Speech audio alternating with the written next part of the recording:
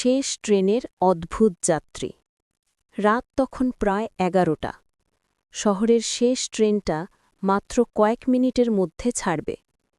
স্টেশনটা অদ্ভুতভাবে শান্ত, যেন কেউ ইচ্ছে করে সব শব্দ থামিয়ে দিয়েছে।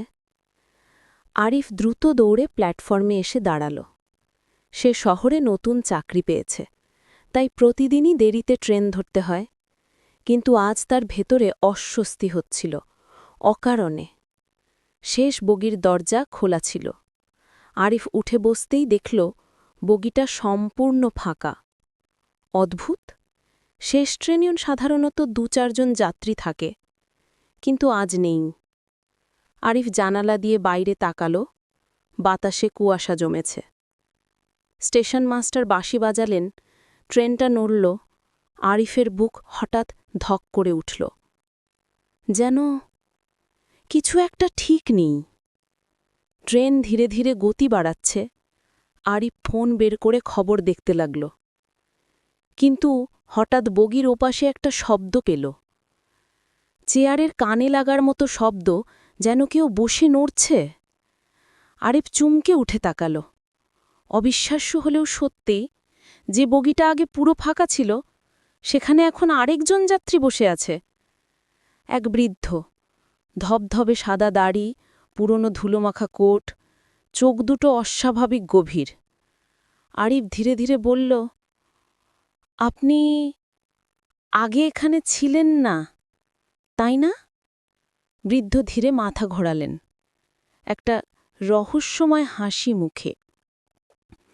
তুমি দেখোনি, কারণ তোমার দেখা প্রয়োজন ছিল না।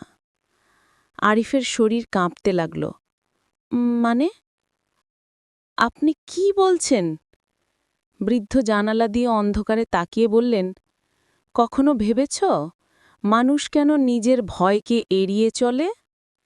কারণ ভয় সত্যি হয়ে গেলে মানুষ আর নিজেকে নিয়ন্ত্রণ করতে পারে না। আরিফ গলার স্বর ঠিক করে বলল, আপনি কি আমাকে চেনেন? বৃদ্ধ চোখ তুললেন। হ্যাঁ, চিনি। তুমি আরিফ। আজ থেকে ৩ বছর আগে এই একই ট্রেনে, একই সময়, এক রাতের দুর্ঘটনায় তুমি মৃত্যু থেকে বেঁচে গিয়েছিলে। আরিফ স্তব্ধ, তার বুক দ্রুত উঠানামা করছে। আপনি এসব জানেন কিভাবে?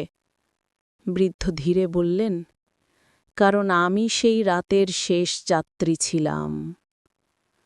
আরিফ হঠাৎ মনে করতে লাগল, ৩ বছর আগে এক ঝড়ের রাতে ট্রেন লাইন চ্যুত হয়েছিল।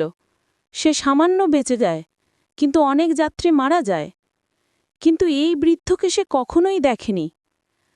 আরিফ কাঁপা গলায় বলল, আপনি কি? বৃদ্ধ মৃদু হাসলেন। হ্যাঁ, আমি মারা গেছি ওই রাতেই। কিন্তু কিছু গল্প শেষ হয় না, কিছু যাত্রী নেমে যায় না। আরিফের পুরো শরীর শক্ত হয়ে গেল। সে উঠে দাঁড়াতে গিয়েও বসে পড়ল। বৃদ্ধ কথা চালিয়ে গেলেন, তুমি বেঁচে গেছ, কিন্তু তোমার মনে সেই রাতের অপরাধ বোধ আজও রয়ে গেছে। তুমি জানো, তুমি তখন অন্য বগিতে জায়গা না থাকার কারণে আমার সামনে থেকে একটা সিট নিয়ে নিয়েছিলে, যেখানে আমি বসলে বাঁচার সম্ভাবনা ছিল। আরিফ নিঃশব্দে চোখ নামিয়ে ফেলল। হ্যাঁ, ঘটনা সত্যি। সে সেদিন একজন বৃদ্ধকে সিট না দিয়ে নিজে বসে পড়েছিল। চোখে দেখে মনে হয় না, কিন্তু সেই ব্যক্তিই আজ তার সামনে। ট্রেনের আলো হঠাৎ কমে গেল। বগি কাঁপতে শুরু করল। বাইরের কুয়াশা ঘন হয়ে জানালায় ধাক্কা দিচ্ছে। বৃদ্ধ নরম কণ্ঠে বললেন, যা হারাও তা ফিরে আসে, যা ভুল করো তা সময়ে সময়ে তোমাকে খুঁজে পায়। আজ আমি এসেছি তোমাকে দ্বিতীয় সুযোগ দিতে। আরিফ চোখ তুলে তাকাল। কেমন সুযোগ? বৃদ্ধ বললেন, তুমি যদি সত্যি অনুশোচনা করো, স্বীকার করো যে সেই দিন তুমি ভুল করেছিলে, তাহলে এই ট্রেন আবার বাস্তবে ফিরে যাবে। নয়তো এই রাত, এই বগি আর এই ট্রেন সব কিছু তোমাকে নিয়ে যাবে সেই রাতের মতোই এক অনন্ত অন্ধকারে। আরিফের হৃৎস্পন্দন দ্রুত হচ্ছিল, বগির আলো আরও ম্লান হয়ে গেল, ট্রেনের গতি অস্বাভাবিকভাবে বাড়ছে, ধপধপ শব্দে লোহার চাকা কাঁপছে। আরিফ চিৎকার করে উঠল, হ্যাঁ, আমি ভুল করেছি, আমি সিটটা আপনাকে দিতে পারতাম, কিন্তু দিইনি। আমি স্বার্থপর ছিলাম, ভীত ছিলাম, আমি দুঃখিত, সত্যি দুঃখিত। বৃদ্ধ ধীরে দাঁড়ালেন, তার শরীর থেকে যেন কুয়াশা বেরোতে লাগল, তার মুখে শান্তির হাসি। মানুষ ভুল করলে শেষ নয়, ভুল স্বীকার করলেই শুরু।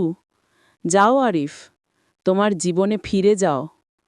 হঠাৎ ট্রেনের শব্দ থেমে গেল, বগির আলো ফিরে এলো, আসনে বৃদ্ধ নেই, বগি আবার ফাঁকা, যেমন ছিল। ট্রেন একটা স্টেশনে থামল, বাইরে বোর্ডে লেখা, নতুন সূচনা স্টেশন।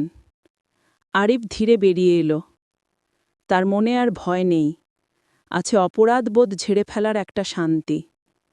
রাতের আকাশে চাঁদ উঠেছে। আরিফ মনে মনে বলল, কিছু যাত্রী চলে যায় না, তারা শেখাতে আসে। আমাদের চ্যানেলের ভিডিও ভালো লাগলে একটা লাইক, কমেন্ট এবং সাবস্ক্রাইব করে সাথে থেকো।